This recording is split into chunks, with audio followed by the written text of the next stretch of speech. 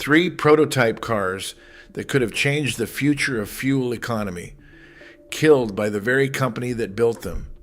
In the late 1970s and early 1980s, Mercedes-Benz engineered vehicles capable of 30-plus miles per gallon at highway speed, wrapped in aerodynamic bodies that looked like they had been pulled straight out of the year 2000. One of them was faster than a Ferrari Daytona. Another predicted the smart car 15 years before it existed. And a third was built on direct orders from the West German government. None of them ever reached a showroom floor, and the reasons why tell you more about the auto industry than any production car ever could. To understand why Mercedes walked away from some of the most innovative vehicles it ever created, you have to understand the world those vehicles were born into. That world was on fire, at least economically. On October 17, 1973, the Arab members of OPEC announced an oil embargo targeting the United States, the United Kingdom, Canada, Japan, and the Netherlands. Almost overnight, the price of a barrel of crude oil jumped from $2 to $11. Retail gasoline prices in America soared by 40% in a single month, and within a short stretch, the overall price of oil had climbed more than 400%. This was not some abstract commodity fluctuation. This was gas lines stretching around city blocks. This was families choosing between filling the tank and paying the heating bill. And for the auto industry, it was an existential reckoning. The big, heavy, thirsty American land yachts and European grand tours that had defined the post-war era suddenly looked like relics of a world that no longer existed. The United States responded by establishing CAFE standards in 1975, the corporate average fuel economy regulations that forced manufacturers to dramatically improve the efficiency of their fleets. Across the Atlantic, West Germany was having its own reckoning. European automakers, Mercedes included, realized they needed to start thinking differently about how their cars consumed fuel, not just incrementally, fundamentally. And nobody took that challenge more seriously than the engineers in Stuttgart. Let's start with the car that came first chronologically and the one that might be the most heartbreaking of the three, the Mercedes-Benz C111. Development began in 1967 with exterior styling handled by a young designer named Bruno Sacco, a name that would become legendary in automotive design circles. Sacco, born in Italy in 1933, went on to serve as head of styling at Daimler-Benz from 1975 all the way to 1999. He designed the W126 S-Class, arguably the greatest luxury sedan ever built, and later the A-Class. But in the late 60s, he was working alongside Friedrich Geiger and Josef Galitzendorfer on something far more radical. The C111 was a mid-engine, gull-wing-doored experimental car conceived as a rolling laboratory. The first version, the C111i, debuted at the Frankfurt IAA in September of 1969, powered by a three-rotor Wankel engine producing 280 horsepower. It was stunning, it was fast, and the public immediately lost its mind. Just 5 months later, Mercedes unveiled the C111-2 at the Geneva Motor Show in March 1970, now fitted with a four-rotor Wankel, making 349 horsepower. This thing hit 62 miles per hour in 4.8 seconds, 6/10 quicker than the Ferrari Daytona that had launched the year before. Its top speed of 186 miles per hour bested the Ferrari's 174. Let that sink in. A Mercedes experimental prototype was faster than the fastest Ferrari you could buy. People didn't just want this car, they needed it. Wealthy enthusiasts started sending blank checks to the factory at Untertürkheim, begging Mercedes to build them one. Every single check was returned. Mercedes made it clear the C111 was a test bed and it would never be a production car. And then the oil crisis hit. The Wankel engine, for all its smoothness and power, had two fatal flaws. It was thirsty and it was dirty. Emissions legislation was tightening worldwide, and the rotary engine's pollutant output was extremely difficult to reduce. The combination of the fuel crisis and increasingly stringent environmental regulations effectively killed the Wankel program.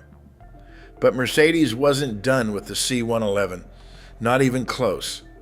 They pivoted to an engine technology that would define the brand for decades, the turbo diesel.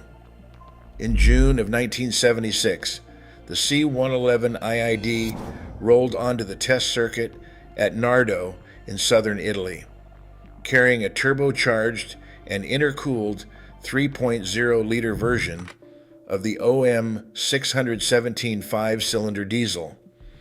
In standard production form, this engine family made about 80 horsepower in the 240D. In the C111, it made 190. Over the course of 60 grueling hours, 4 drivers set 16 world records, including 13 specifically for diesel-powered vehicles and 3 for cars with any type of engine. Their average speed was 252 kilometers per hour, roughly 157 miles per hour, in a diesel. 2 years later, in April 1978, the C111-3 pushed even further, with 228 horsepower from the turbo diesel and a drag coefficient of just 0.183. It hit a top speed of 338 kilometers per hour, or 210 miles per hour, at Nardo. And here's the stat that should make your jaw drop. At an average speed of 325 kilometers per hour, it consumed just 16 liters per 100 kilometers. That's roughly 14.7 miles per gallon, while averaging over 200 miles per hour.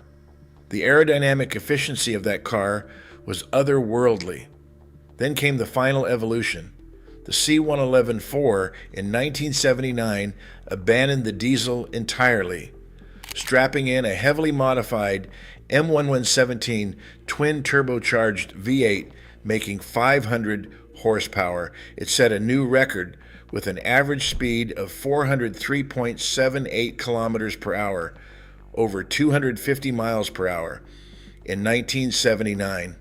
The technology developed through the C111 program directly shaped the future of Mercedes engineering, turbocharging, intercooling, advanced aerodynamics, diesel performance. All of it flowed from this platform into production vehicles. The 300 SD, the first turbo diesel S-Class, arrived in 1978 as a direct descendant of C111 research. But the C111 itself, the car that outran Ferraris and broke world records, stayed in the lab. And the first reason is one that Mercedes has always been almost religiously devoted to: safety. The C111's body was a fiberglass reinforced plastic shell over a steel backbone frame. It looked incredible. It was lightweight, and in a crash, it would have been catastrophic. There were no crumple zones. The shell didn't crumple. It snapped. And for Mercedes-Benz, this was non-negotiable. Mercedes had literally invented the modern concept of crash safety. In 1951, the company developed the safety cell construction with front and rear crumple zones, a design that revolutionized automotive safety worldwide. Every production Mercedes was built around this principle. Putting a car on the road that couldn't protect its occupants in a crash would have been a betrayal of everything the brand stood for, regardless of how fast it was or how little fuel it burned. This same problem killed the second prototype in our story, the NE-FA. Presented in the summer of 1981 or 1982, the NE-FA, short for Nahverkehrsfahrzeug, which translates to local transport vehicle, was Bruno Sacco's vision of an urban Mercedes. It was tiny, just 2.5 meters long and 1.5 meters wide, roughly the footprint of a shopping cart compared to a traditional sedan. It had a 1.0-liter, three-cylinder engine making 40 horsepower, which sounds laughable until you consider it was designed exclusively for city driving and probably weighed next to nothing. Looking at it now, the Nafe is almost eerily prophetic. Its proportions, its two-seat layout, its minimalist functional styling. It's a smart car 15 years before the smart car existed, and that's not a coincidence. The insights Mercedes gained from the Nafe concept were directly incorporated into the design of the A-Class, which debuted as a prototype in 1996, and the Smart City Coupe, which launched in 1997. But in 1982, the Nafe couldn't be built. Mercedes was explicit about why. The study didn't make it to the production line because it simply could not match the car maker's strict safety criteria, which placed occupant protection at the top of every priority list. At just 2.5 meters long, there wasn't enough structure to create meaningful crumple zones, and there wasn't enough space to engineer the kind of crash protection Mercedes demanded. The technology to solve this problem, specifically the sandwich floor concept that would eventually make the A-Class work, and the Tritium safety cell that would protect smart car occupants, simply didn't exist yet. It would take another 15 years of engineering to crack that puzzle. Now for the third prototype, the Auto 2000. In 1980, the West German Federal Ministry for Research and Technology threw down a challenge to the country's automakers: design and build a fully functional prototype dramatically more fuel efficient than anything currently on the market. The government set specific targets. Vehicles weighing between 1,250 and 1,700 kilograms had to consume no more than 9.5 liters per 100 kilometers, about 24.7 miles per gallon. Heavier vehicles, up to 2,150 kilograms, had to hit at least 21.3 miles per gallon. These were ambitious numbers for the early 1980s, especially for full-size cars. Mercedes' entry debuted at the 1981 Frankfurt Motor Show, and it was a technological showcase.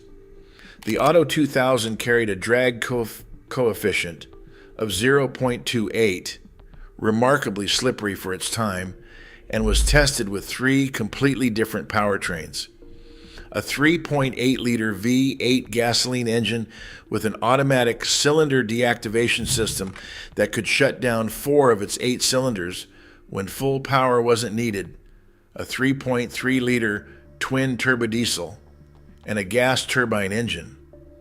The diesel version was the efficiency champion. Traveling at a constant 75 miles per hour, the Auto 2000 returned better than 31 miles per gallon. The diesel produced 150 horsepower, could reach 93 miles per hour, and offered a driving range of 534 miles on a single tank. For a full-size luxury car in 1981, those numbers were extraordinary. And the cylinder deactivation technology in the V8, where the engine shuts down half its cylinders under light load, is now standard in multiple Mercedes large displacement engines. GM, Chrysler, and Honda all use it too. In 1981, Mercedes had it working in a concept car, but the Auto 2000 was never going to be produced. It was explicitly billed as a design study, a response to a government challenge, not a market-ready vehicle. Which brings us to the second reason these prototypes never reached the road: brand identity. In 1985, the cheapest Mercedes you could buy in Canada was the base E-Class at $39,950 Canadian dollars, equivalent to almost $82,000 today. Mercedes-Benz was and had always been a luxury brand. Its customers expected size, presence, refinement, and a certain gravitas. The NAFA, a tiny two-seat city car with a 40-horsepower three-cylinder, contradicted everything the company had stood for. This wasn't just about ego. Brand dilution is a real and measurable business risk. As one industry consultant put it, when luxury makers offer cheaper cars, they run the risk of devaluing the brand in the eyes of those who have already bought the vehicle. It's rather like admitting people to the club who you would prefer not be there.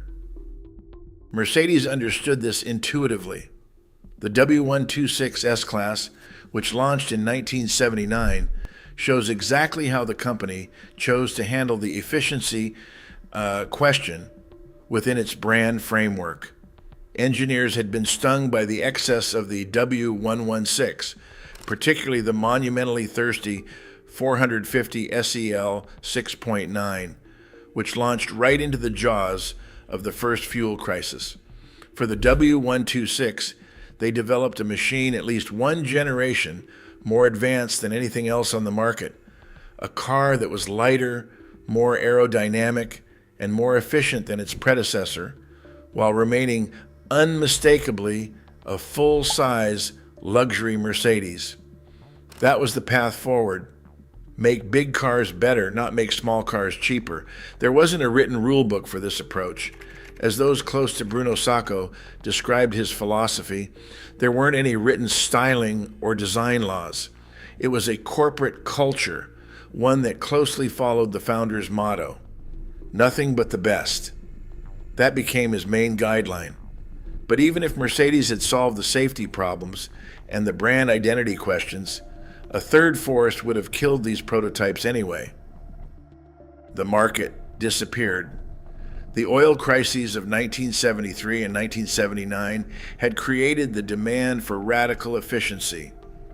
Sales of larger cars had briefly rebounded in 1977 and 1978 before the second crisis, triggered by the Iranian Revolution, drove prices up again and pushed consumers back towards smaller vehicles. But by the early to mid-1980s, the crisis was over. The Reagan administration successfully pressured Saudi Arabia to maintain high oil production levels despite falling demand. The price of oil plummeted throughout the 1980s and into the 1990s, dropping from around $20 a barrel toward historic lows. Gasoline became cheap again, and with cheap gas, the urgency to build radical fuel-efficient prototypes evaporated almost overnight. Why would Mercedes invest billions in productionizing a tiny city car or a radical aerodynamic diesel when customers were happily buying W126 S-Classes and W123 sedans? The market simply didn't reward the kind of extreme efficiency these prototypes represented. Not yet. And that's the most fascinating part of this story. Mercedes didn't waste a single dollar on these projects. The C111 program pioneered turbocharging and turbodiesel technology that went directly into the 300 SD and every diesel Mercedes that followed. The aerodynamic research influenced every production car the company designed for the next 40 years. The NAFA's insights became the A-Class and the Smart Car. The Auto 2000's cylinder deactivation technology is now an industry standard. The spiritual successor to all of them is the Vision EQXX, Mercedes' latest hyper-efficient concept, which managed 747 miles on a single charge of its 100 kilowatt-hour battery with a drag coefficient of 0.17, even lower than the Auto 2000's. And in 2023, Mercedes unveiled the Vision 111, an all-electric concept car that directly references the C111's gull-wing design, its mid-engine proportions, its experimental spirit. Bruno Sacco passed away on September 19th, 2024, at the age of 90. He spent his career navigating exactly this tension between what was technically possible and what was commercially viable, between the future Mercedes could build and the present its customers would buy. The prototypes he helped create never reached the road, but the ideas inside them reached everything. Mercedes didn't kill a 50 miles per gallon car because it couldn't build one. It killed it because in 1982, the world wasn't ready. The safety technology didn't exist. The brand couldn't absorb it, and the market didn't want it. 40 years later, every single one of those barriers has fallen. And those prototypes that never were, they're the reason today's cars are what they are.